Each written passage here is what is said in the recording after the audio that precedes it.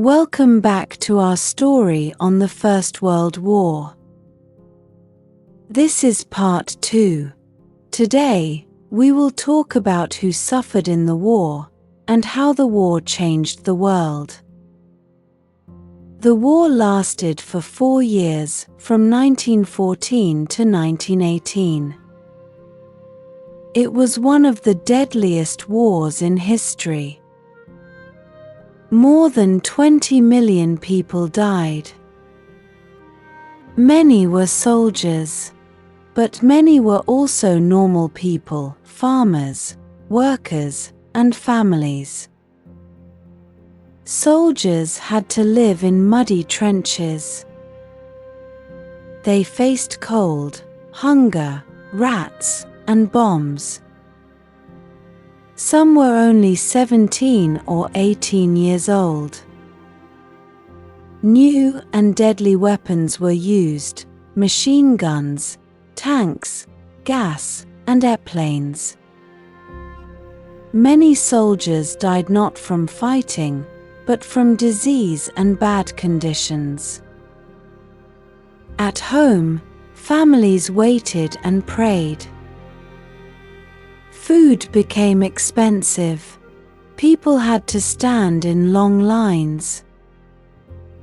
Many children lost their fathers. In colonies like in Africa and Asia, people were also forced to fight. They worked as helpers or soldiers for the big powers. The war did not only kill people, it also changed borders and broke empires. By the end of the war, 4 empires had fallen: the German Empire, Austro-Hungarian Empire, Ottoman Empire, and Russian Empire. In 1918, the war ended. Germany agreed to stop fighting. This was called an armistice. It happened on November 11, 1918. Later, in 1919, a peace treaty was signed.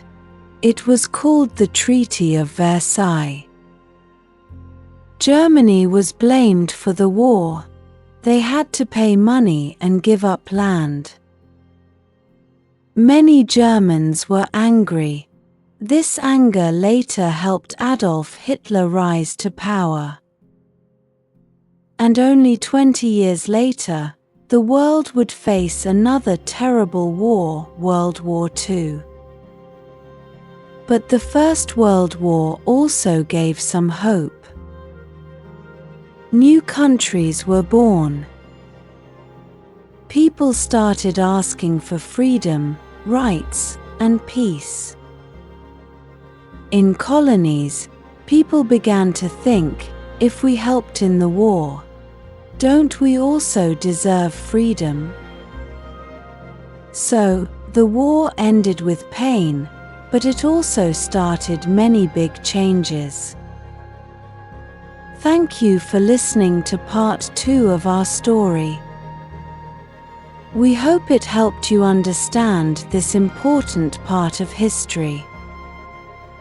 See you in the next episode.